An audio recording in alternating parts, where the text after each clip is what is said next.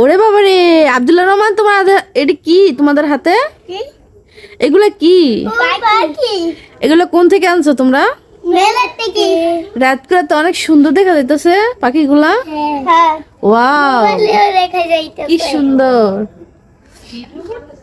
বাবা, দুই ভাই দিয়ে একবার গলা গলি এখানে রইছ।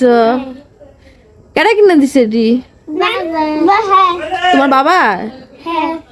হ্যাঁ, ওরে বাবা রে, কি সুন্দর। খেলো তো একটু দুই ভাই, খেলো দেখি, নাচানাচি করো একটু নি। ও রাইতে তো সেই লাগতেছে রে, তোকে দেখা যায় না, খালি এটি দেখা যায়।